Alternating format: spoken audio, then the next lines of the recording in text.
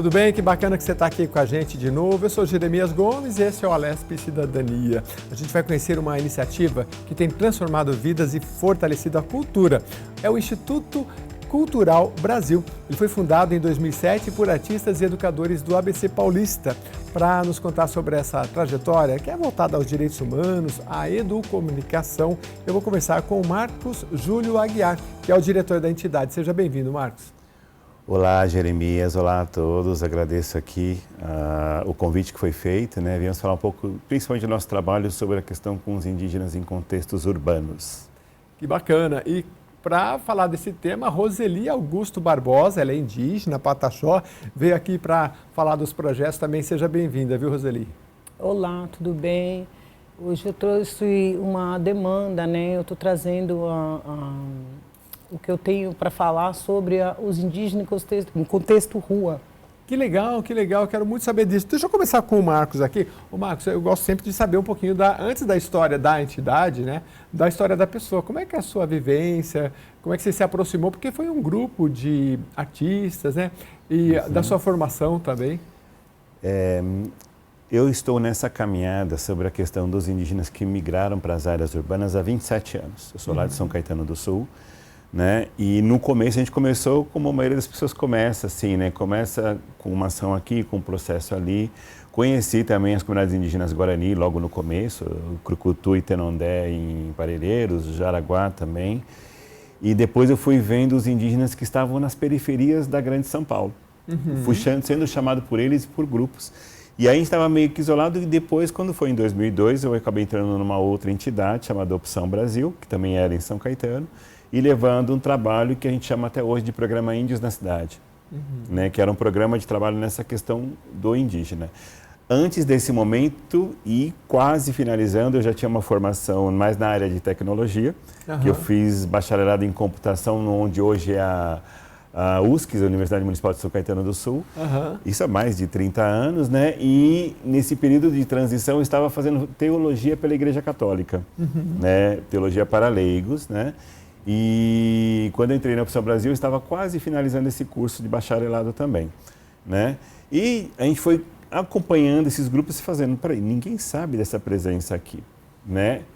E com o tempo a gente foi tentando entender o que era essa presença indígena na Grande São Paulo. Então, quando fomos visitar os Pancararu no Real Parque, na favela do Real Parque aqui na capital, e também os Funiô na minha cidade, São Caetano, eu falei, nossa, mas tem gente aqui, né?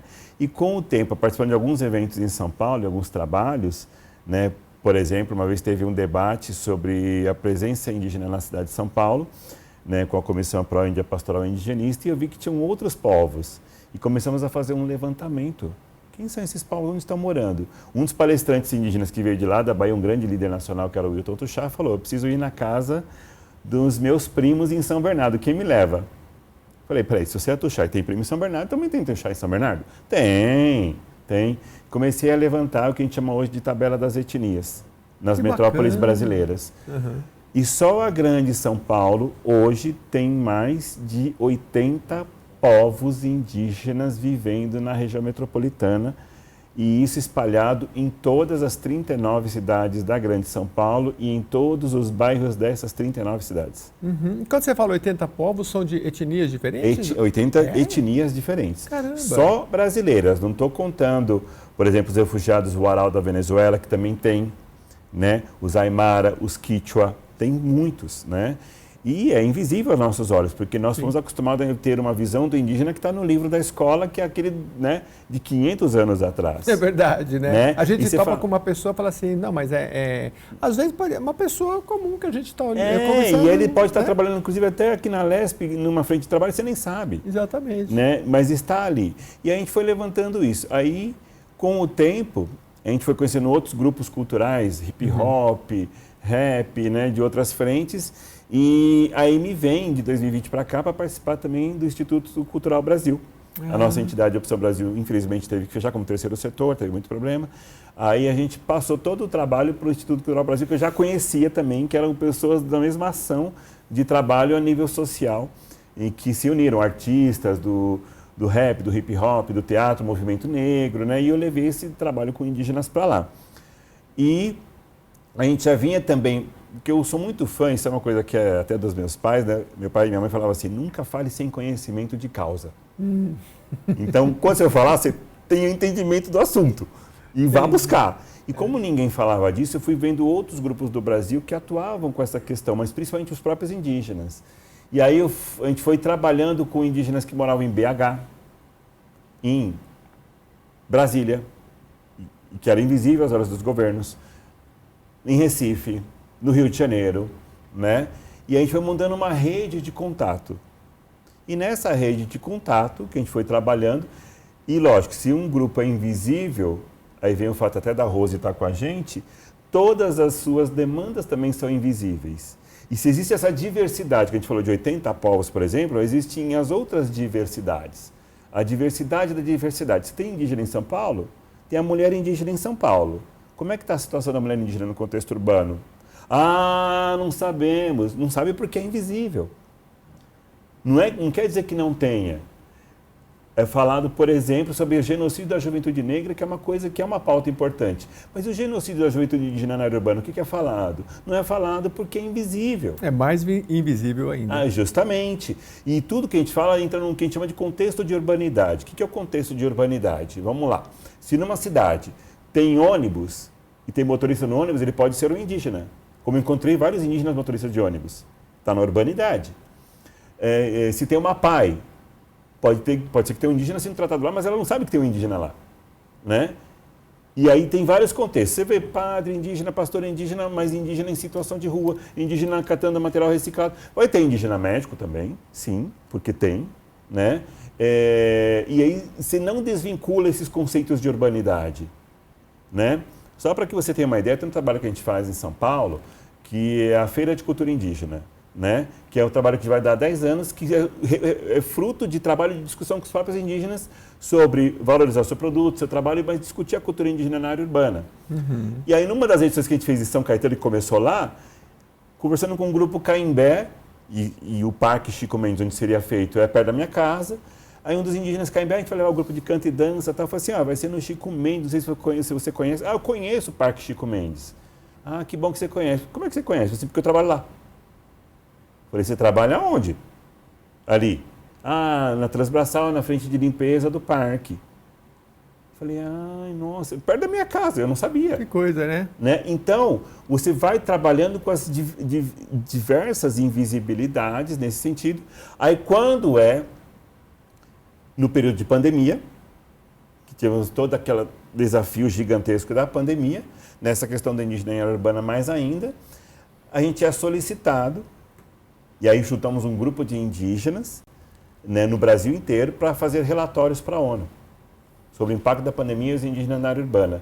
E aí desse grupo de trabalho a gente foi retomando um trabalho em rede que nós criamos a RENIL, que é a Rede Nacional de Articulação dos Indígenas em Contextos Urbanos e Migrantes, incluindo os refugiados. Que é uma rede que tenta trabalhar isso no Brasil e as suas diferentes invisibilidades, né? Tem até um Instagram nosso lá, que é o @indígenasurbanas, que a gente está ali nesse processo, mesmo sendo desafiador. Porque o indígena que está na área urbana, ele sofre tudo que está na metrópole. Sim. Tem que trabalhar, tem que estudar, não tem dinheiro para nada praticamente, está morando nas periferias. Vai ter indígena na área mais nobre? Sim, a gente sabe disso, né? Mas a grande gama está nas periferias e o principal ponto que é apontado, por exemplo, num relatório do CIMI da Igreja Católica de 2002, pela Igreja Católica na Campanha da Fraternidade, que é o não acesso a políticas públicas. Sim, sim. E eu já estive nas duas aldeias aqui em São Paulo, tanto no extremo sul, Tenundé, Porã, quanto em Parelheiros, né?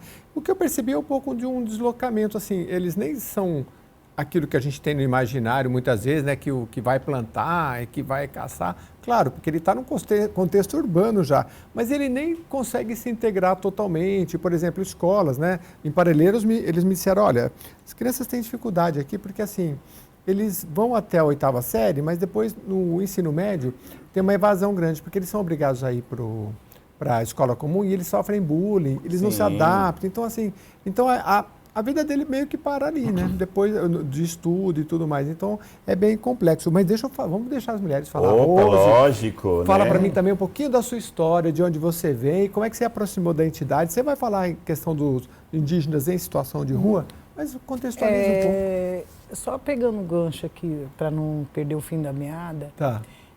Falar em escola, em indígena na escola, meu pai, ele veio para cá de Minas, atrás da minha avó. A minha avó, ela veio para estudar. E na época, isso eu falo de 90 anos atrás. Nossa. Ela veio estudar e ela... Você imagina o preconceito que tinha na época de ser indígena. Ela já era separada do meu avô, ela acabou conhecendo um japonês e começou a cultuar a cultura japonesa. E como ela tinha os olhinhos mindoados, passava um pó japonesa, né? Entrou na religião budista e fazendo faculdade era um tabu, sabe, uma vergonha. E aí meu pai veio pela mesma linha. Era uma vergonha o quê? Vergonha de ser indígena. Ah, tá. Vergonha de ser indígena. Porque você vai hoje em Cuiabá, você fala com os bugres não, eles não falam, não somos indígenas. Uhum. É tipo que, não, indígena está lá na aldeia, mas são todos indígenas. Sim. Então ele já vem para cá, esse povo já vem para cá nesse pensamento de vergonha. Chega aqui, os filhos não têm a sua cultura porque o pai já veio de uma cultura de vergonha. De negação, né? De negação, né? E aí, chega na escola, a mesma coisa. Não é indígena. Os filhos dos filhos não vai ser indígena. Mas não é então, uma coisa deles, né? É por não aceitação do exatamente. ambiente que E aí se a vive.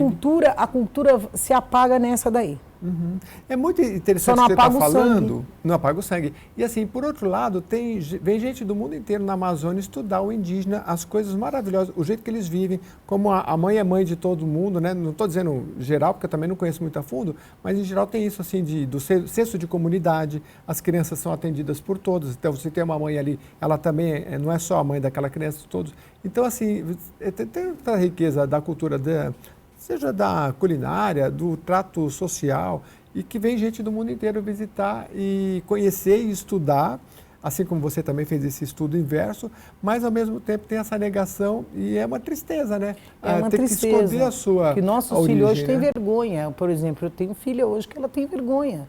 Ela já falou para mim, mãe, não precisa, quando você for na escola, não precisa colocar esses brincão, né? Aqueles brincos de flor, de pena. Não precise assim.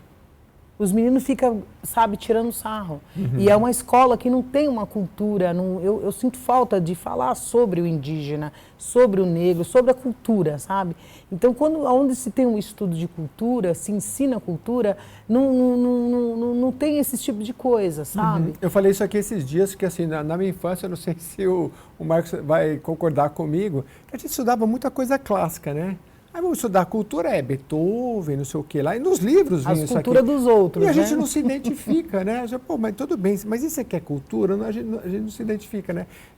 Inclusive tem a lei, só para complementar, existe a lei, que acho que já tem 20 anos, mais ou menos, de obrigação de se ensinar 2008. nas escolas a cultura afrodescendente. E indígena tem alguma coisa? Tem, não? então, Tem também. tem a 10.639, que é de 2003. Ah. Aí dentro dela foi criado um artigo de trabalho, aí virou 11.645 em 2008, né? Que é a questão que pede a cultura indígena também. Está na Lei de Diretrizes e Bases da Educação, só que ainda a gente sabe que não é feito, que não é colocado em prática, né? Uma coisa que é muito importante em qualquer país do mundo, o povo que não conhece a sua história, a sua cultura, não tem como brigar pelo seu futuro, né? Porque descaracterizado, não sabe onde se encontra, não tem referência, né? Exatamente. O pessoal fala assim, nossa, dando um exemplo bem prático, né? Olha, lá na Nova Zelândia, aquela dança que o exército ou que o time de rugby faz é o haka maori. Sim, já vi que eles É batem indígena. forte, É indígena, né? é polinésio. E Aí aquilo você fala assim, nossa, interessantíssimo. eu fui assistir, a gente fala isso um pouco nos nossos debates. Nossa, você já viu algum desenho indígena? Ah, não, vocês assistiram Moana? Ah, Moana sim. Então, Moana, na língua maori, quer dizer oceano. E o Maui, em um determinado momento, ele dança o haka quando ele vai pegar o caranguejo lá embaixo, que foi a mesma dança quando a primeira edição do Aquaman no mundo foi feita o premiere lá em Los Angeles e o Jason Momoa também dançou o haka. Mas ele é do Havaí, porque o pai dele e eles são indígenas do Havaí. E eles também dançam. Um formato diferente, que é que nem o toré. Vários povos dançam o toré, mas cada um tem o seu específico.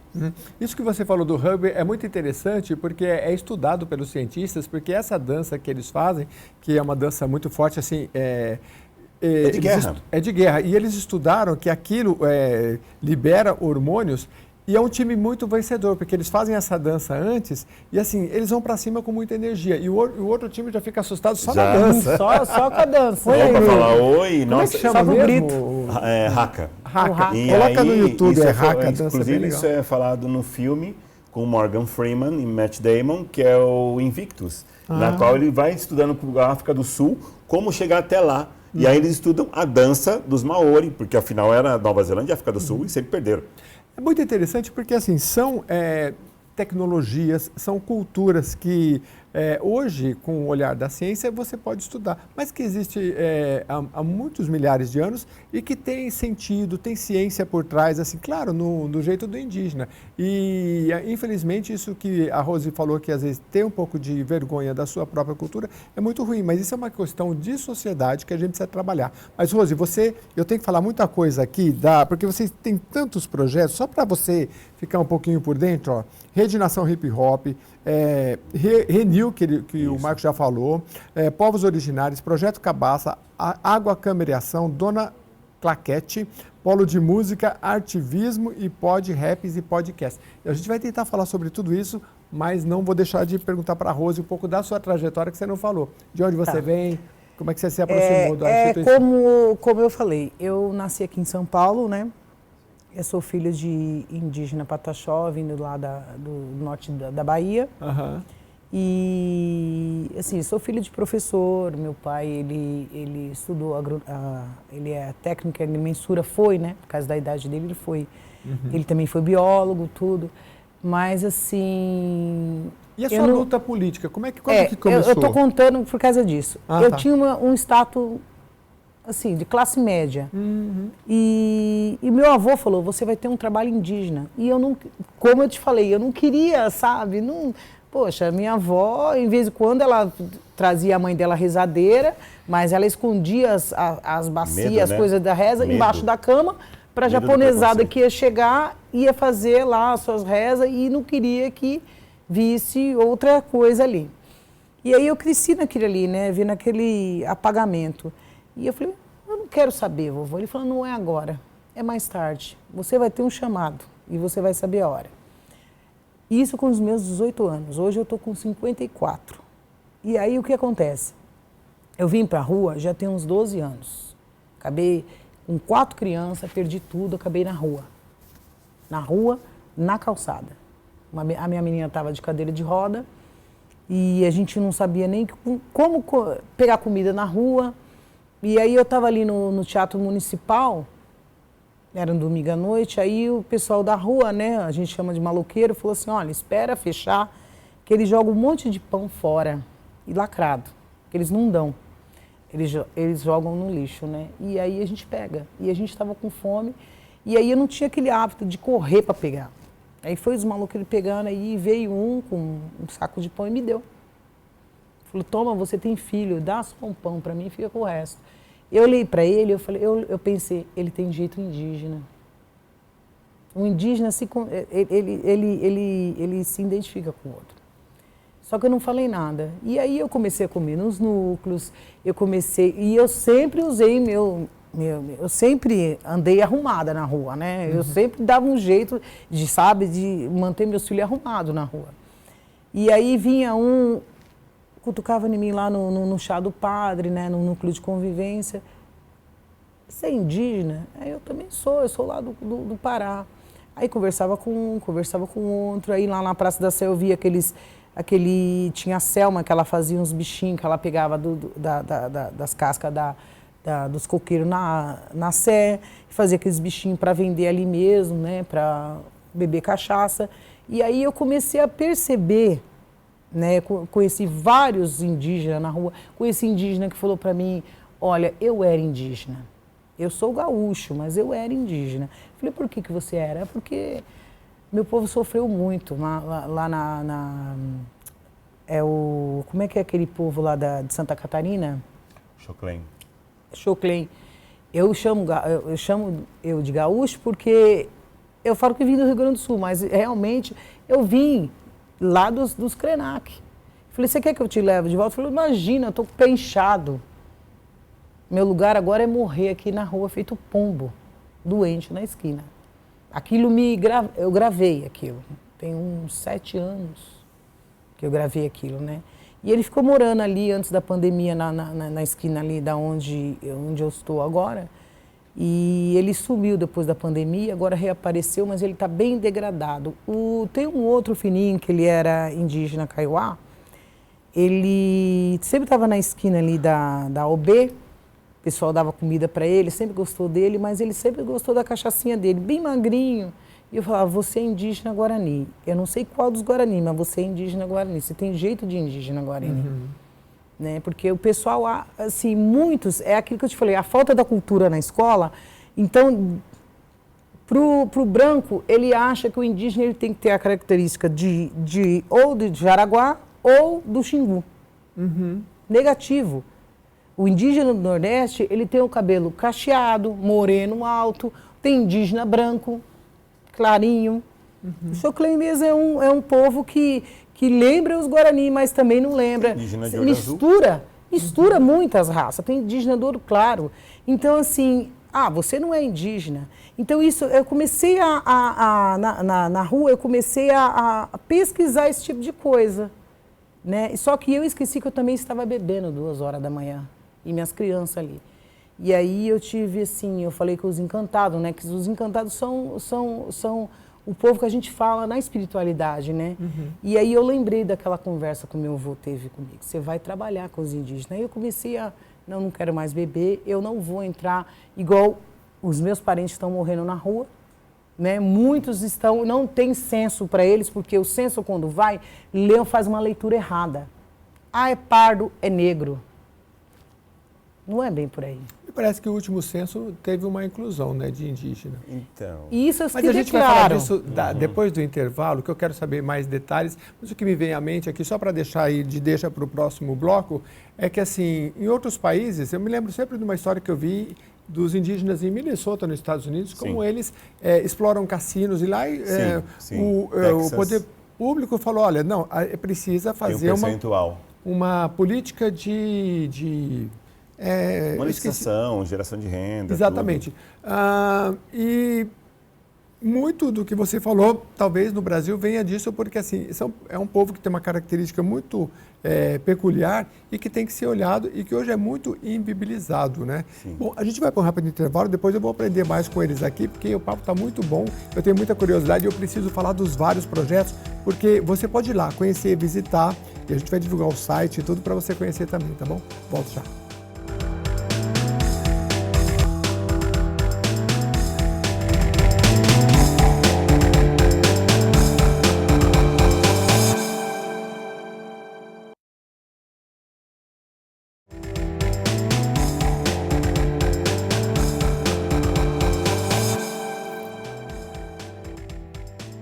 Volta conversando com os colegas aqui do Instituto Cultural Brasil. Eu vou voltar aqui com a Rose, na verdade a Roseli, que ela é indígena Pataxó. A gente falou bastante da questão do indígena em situação de rua, né, Rose?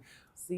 Como é que é essa situação? Porque eu não sabia, por exemplo, conhecia as aldeias aqui em São Paulo, mas o Marcos estava me falando que tem muitas famílias espalhadas e tem gente em situação de rua também. Como é que é essa realidade? Se você já foi atrás de políticas públicas para essas pessoas? Olha, então, eu comecei a perceber, como eu te falei, né? Eu comecei a perceber que eu tinha que ter um trabalho porque eu vi muito indígena na rua, né? Uns não se declaram, a leitura errada do censo, né? E um dia eu tive a prova quando eu cheguei na assistência social, que estava trabalhando com o pessoal da rua, né? Que eu recolho, eu falei assim, você sabe se tem indígena na rua? Ela falou para mim, não. Eu falei, não tem indígena na rua? Aí eu falei assim, é grave. Isso é grave, porque eu comecei a perceber a falta de demanda para esse público, e a rua enlouquece. Eu comecei a perceber que quando a pessoa vem para a rua, ela se autodeclara para outro indígena, se tiver aí outro indígena. E aí ele vai passando o tempo, ele vai bebendo, ele acaba aprendendo a usar droga, e aí ele vai começando a depressão, da onde ele veio, entendeu? Ele já chega em São Paulo com depressão. Tem muitos fatores. Tem uns que tem medo de falar que é indígena, porque o seu povo está sofrendo lá na onde ele veio. Tem uns que já vêm com o vício de beber, entendeu? A depressão só vai ajudar ele a afundar mais. Então ele apaga aquele indígena da vida dele. E aí teve uma vez que eu falei, eu preciso fazer alguma coisa. Eu comecei a frequentar as reuniões da Pop Rua, ali na Câmara. Quando não era na Câmara, era no Direitos Humanos, e sempre falava, e a pauta indígena, e o indígena de rua, e não tinha sucesso, não sabe que ele ficava correndo atrás do rabo. E aí foi que eu procurei a Vani Conselho, né? no Conselho Indígena, e conversando com ela, eu falei assim, a gente precisa procurar tal. Falei também no outro grupo que eu era membro, que era o Cor da Rua. Uhum. Então eu estava vendo uma necessidade que parecia um tabu, sabe? Falava com um, falava com o outro, mas assim, mas é muito importante isso, tal. Mas não saía daquilo, ninguém chegava para, vamos conversar. Por onde seria esse começo, né? E aí eu fui em Santo André, fui buscar falei com o promotor de justiça, o Dr. Stevens, e ele começou a falar, não, vamos fazer um chamamento para a reunião, vamos fazer um chamado para a reunião, vamos convocar. E aí foi quando eu comecei a falar mais, que ele convocou CAPS, começou a convocar médicos, convocou também pessoal da psiquiatria que trabalha com a situação, o pessoal da situação de rua. E aí a gente está nesse trabalho agora, né? Teve uma reunião que me chamaram, né? Os enfermeiros me chamaram ali na Lapa não, em Pinheiros, né? Para me falar eu fui lá como é que fala? Não é o... Não tem problema. A hora que você lembrar, eu esqueci lá. A hora que eu lembrar, eu lembro. Uhum. Então, nós tivemos uma reunião com vários departamentos da saúde para morador de rua. E eles perguntaram para mim como seria cuidar de um indígena de rua. Mas é muito difícil. O indígena ele tem que se declarar. Não pode ser assim. Eu falei, não, o indígena ele nunca vai se declarar. Primeiro que o censo, o morador de rua, ele não gosta de ser abordado, porque é tanta abordagem que não vai trazer um benefício para ele, na cabeça do morador de rua, entendeu? Entendi. Se você chegar abordando, dar uma cachaça, ele quer. Se você falar, eu quero trocar ideia, vamos tomar uma cachaça, ele vai querer. Então, ele precisa de um tratamento diferenciado.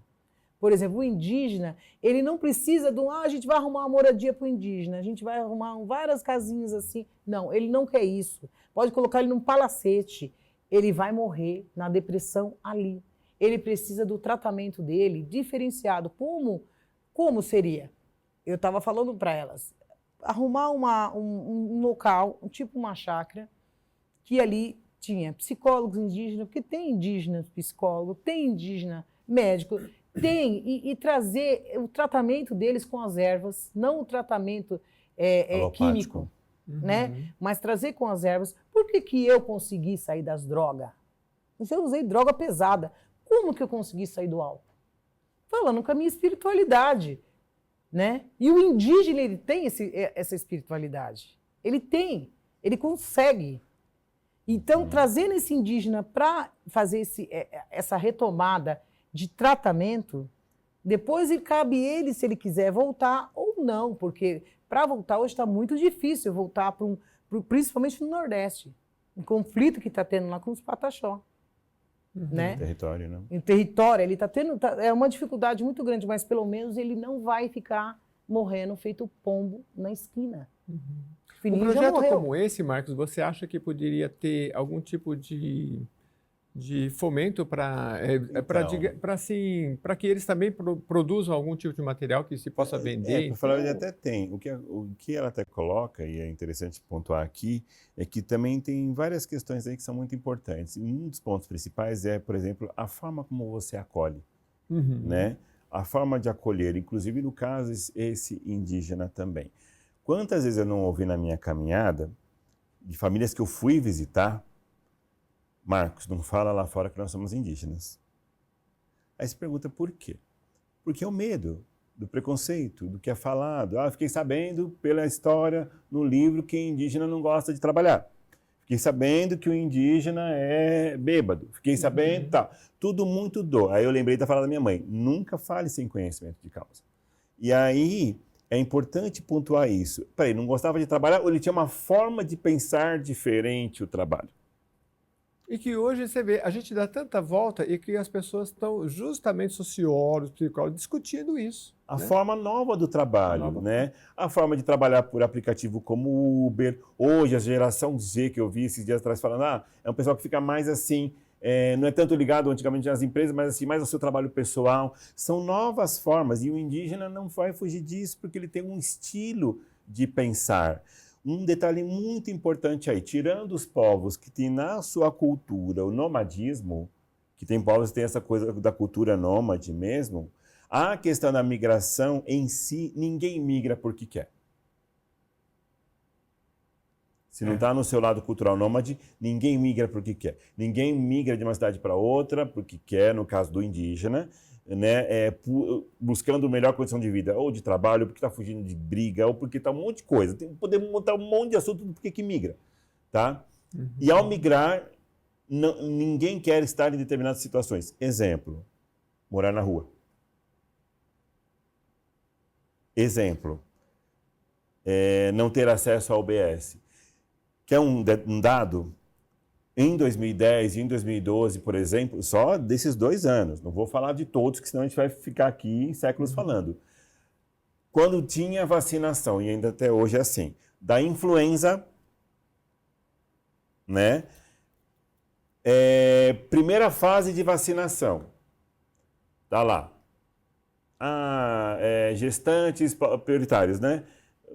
Funcionários da saúde e tal. Quilombolas e indígenas. Todo indígena que estava em área urbana tinha vacinação negada por estar na cidade. Não, você tem que ir na sua aldeia se vacinar. Eu ouvi de vários isso. Como é que ele vai sair daqui do centro para ir lá? Não, daqui do centro para o Amazonas. E a maioria é tudo humilde, né? Como é que humilde, você... deslocamento. E sem contar o seguinte: peraí, você foi até o BS, você perdeu metade do dia de trabalho, você perdeu metade da escola e volta sem vacina. Quando foi a vacinação da Covid, todo mundo descobriu uma coisa que a gente já falava há anos. Você falou do censo, por exemplo, a gente comentou aqui. A gente já falava há anos da presença indígena nas áreas urbanas, porque sempre teve indígena nas cidades. A gente tem uma frase que a gente usa muito. Não foi a aldeia que chegou na cidade, foi a cidade que chegou na aldeia. Em termos assim de parábola, né? Não de território físico.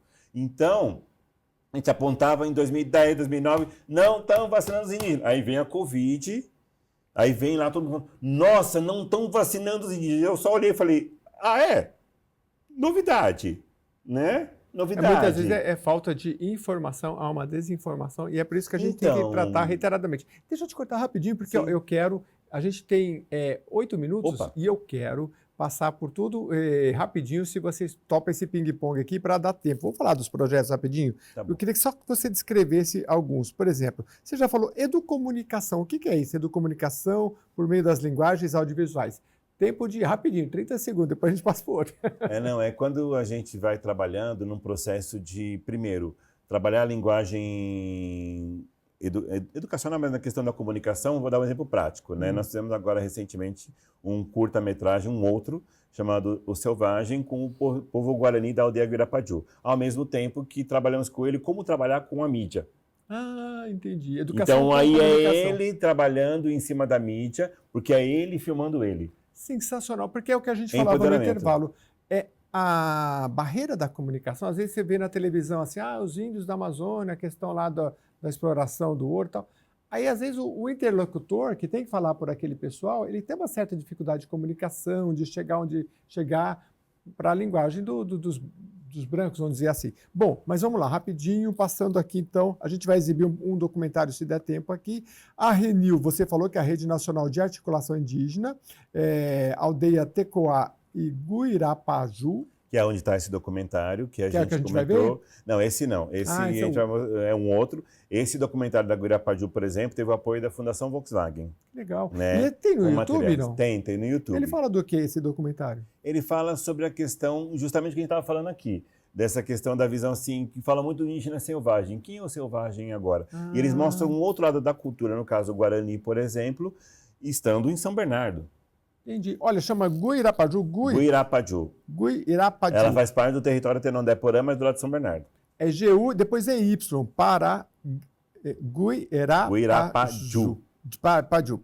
Bom, tem o projeto Cabaça, Cultura de Matriz Africana e Economia Solidária. Exatamente. É um pessoal que faz um trabalho aqui na Zona Leste de São Paulo, né, que trabalha justamente essa questão não só da memória, mas do que a gente chama de ação griot, que é da ancestralidade da matriz africana. Não sou eu que toco esse trabalho, é a Adriana Dinanan, mas assim, a gente está sempre nesse diálogo falando, peraí, como é que é essa questão dessa produção de memória da cultura afro? Porque o brasileiro tem 3 DNA.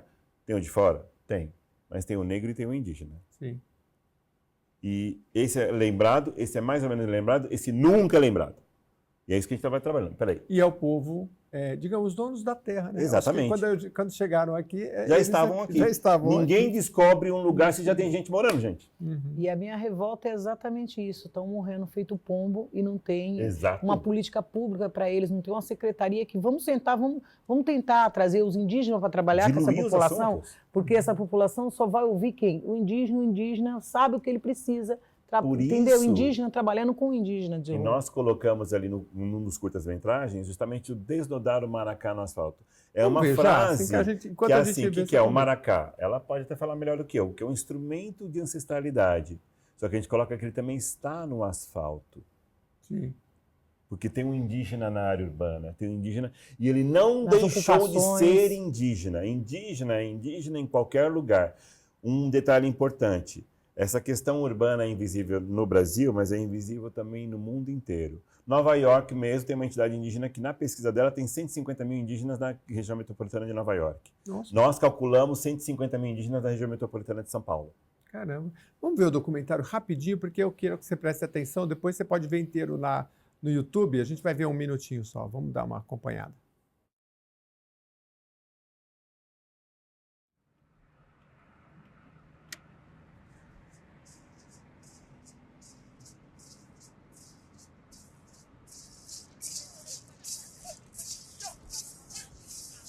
Aqui nem meu território é.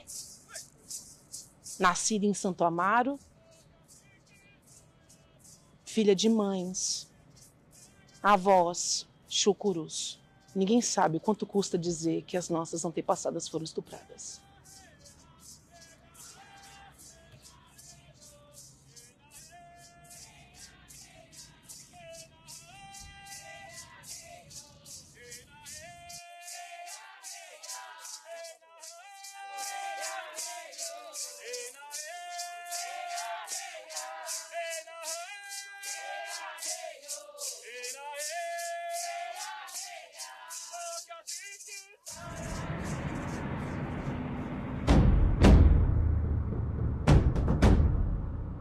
A Bartolina, para nós, mulheres indígenas, é uma figura de liderança e de importância da gente retomar isso no Dia Internacional da Mulher Indígena. A gente utiliza esse dia como memória, né, de uma guerreira, de uma mulher que se colocou na linha de frente, que fez defesa pelo seu povo e que derramou sangue pelo seu povo. Nós, mulheres indígenas, somos vozes sementeadas da Bartolina.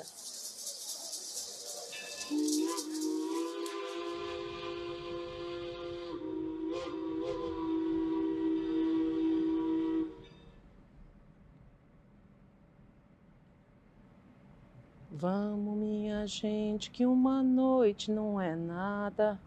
Vamos, minha gente, que uma noite não é nada. Quem chegou foi Chucuru no romper da madrugada. Quem chegou foi Chucuru no romper da madrugada. Vamos. Música legal de entoar, hein? Que parece que é bem envolvente, é bem gostosa. São os historés, essas pessoas que falam no início, ó, essa é a Mônica, do povo Chucuru de Ororubá, ela é lá de Diadema, e outra voz ali é da Amanda Pancararu, que é de Mauá, ela é mestre agora, né, na área de saúde mental também, trabalha na prefeitura de Diadema, e a gente justamente trouxe, aí é uma outra questão, porque a gente quis colocar de Bartolina Cissa, que é dia 5 de setembro, pela ONU, é o Dia Internacional das Mulheres Indígenas, que foi quando essa indígena Aymara foi assassinada há 200 anos atrás, que junto com o marido dela lideraram uma revolução indígena lá na Bolívia. Que legal, que interessante. Não, muita história interessante para a gente conhecer. Deixa eu passar aqui para a Rose rapidinho. Rose, o que você espera, a sua expectativa aí em relação ao seu trabalho? E faz o seu chamado também para todos aqueles que querem acompanhar você. Se tiver alguma rede social, alguma coisa também, fique à vontade para divulgar, por Falar do favor. Memorial dos Aflitos ali, que acho que é importante. Então, eu gostaria também de falar também sobre, eu tenho só a minha página mesmo, sabe? Sim. Esse projeto que eu tenho em mente, eu pretendo que os órgãos, as secretarias abracem, porque é um trabalho, né, árduo, mas eu acho que vai ser pioneiro em São Paulo. A sua visão seria ter uma chácara, um lugar onde... Um núcleo de convivência só para cuidado indígena, em situação de rua. Que ali tivesse trabalho indígena com indígena.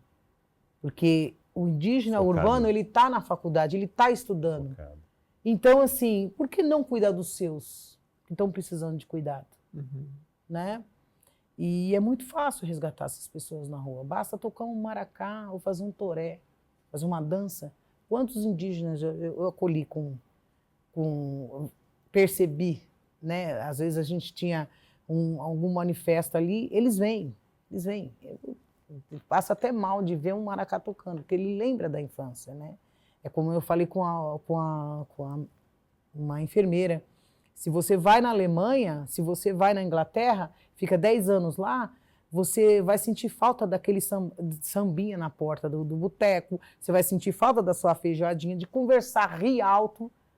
E aí chega um grupo de brasileiros, põe um samba lá, tem uma feijoada, cheira um churrasquinho. Você vai querer se achegar mesmo sendo parente, você está vendo os seus ali.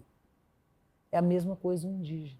Sim, e que tem uma cultura tão linda, né? Quando a gente vai para nossas pais, avós, né? Eu sempre cito aqui no programa, né? A gente tem uma certa empáfia de dizer que tem uma faculdade, alguma coisa. Aí chegam essas pessoas e eles olham uma planta e mostra para você assim, sabe o que é isso? Aí eu falo que a gente é caipira da cidade. Não sei. Você sabe para que serve isso? Serve para quê? Você sabe para que serve o chá disso? Você sabe onde é que essa planta dá e aí no exterior não dá? Então, assim, é uma riqueza, uma beleza, e que a gente acha que é a nossa ciência. Tudo bem, a ciência é muito importante, mas são ensinamentos tão valiosos em todas as áreas, na cultura, na educação, na saúde. E bem lembrado o que a Rose falou aqui, tem que ser cuidado do jeito deles. Poxa, se eles têm...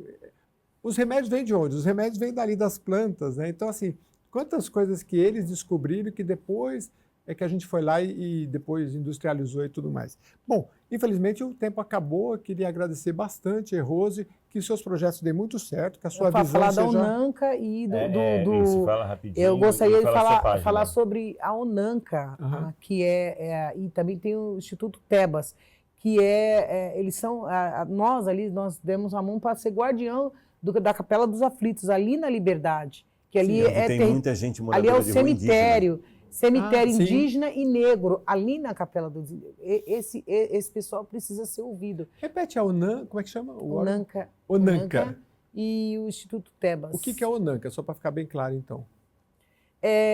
Você pode falar mais da Onanca? Falar a verdade, assim, a Onanca é a união dos, mais ou menos associados da Memorial da Capela dos Aflitos. Ali na Liberdade. Na Liberdade. Legal. que é a questão, a Praça da Liberdade, poucos sabem, mas no fundo tem a ver com a questão do enforcamento negro, Sim. que é do Chaguinha, que é esse pessoal da UNANCA que tem trazido essa história, e eles têm trazido a questão do memorial indígena também, e que é um espaço que a gente pretende trabalhar ali para ter atividades voltadas à questão indígena, Que legal. à ancestralidade indígena, não só acolhendo o indígena de rua, mas que a população que circula lá, detalhe, até entre os japoneses tem o povo indígena que é o Ainu, que é japonês.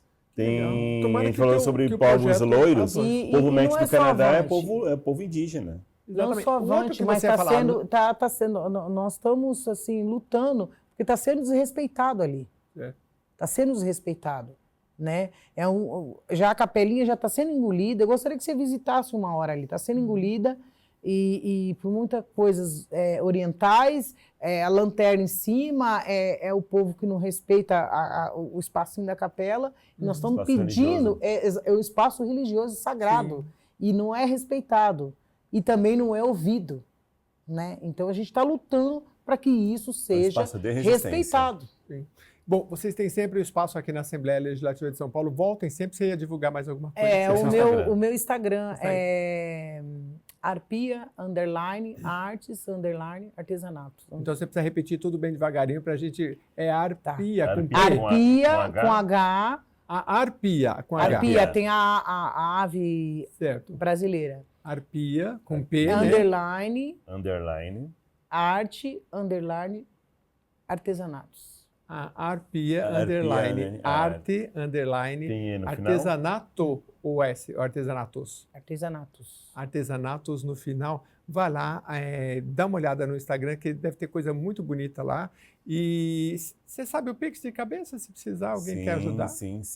Segue também o nosso Instagram lá, que é o @indígenasurbanos, que é o da rede, da Renil, @indígenasurbanos. E temos um Pix nosso, que é e-mail, né? O código de Pix da rede, que é Renil, RENIU, Já tá na tela. .indcid, @gmail.com. Aí você Ótimo. vai estar ajudando esses grupos de trabalho com a questão urbana no Brasil. Muito bacana, hoje dá para fazer recorrente e tudo mais. Bom, queria agradecer bastante, viu, Marcos, a sua presença aqui. Aprendi muito e acho que é uma coisa que tem que ser mais falada. E o papel da TV pública é esse, é de trazer esses temas, que muitas vezes não são falados em todos os lugares, mas aqui a gente tem a obrigação de falar, de bater sempre recorrentemente. E eu desejo muita sorte para a Rose e quem sabe daqui a um ano você vai estar aqui falando do projeto que avançou e para a gente mostrar umas coisas bonitas. Porque eu vejo que você tem o sonho, aí quando a gente tem um sonho legal, são com certeza pautas, você vai. né? Que dentro daqui é uma pauta que poderia ser pega e avançar. Sim, com Seria certeza. pioneiro Com certeza, em São querido. Paulo, um trabalho desse. Com certeza. Muito obrigado a você que nos acompanhou até agora, obrigado pela sua audiência, obrigado por mandar esse tema aqui para a gente falar. Reveja os nossos vídeos lá no YouTube, é só colocar a Lesp no YouTube, você chega lá, tá bom? Muito obrigado, até a próxima.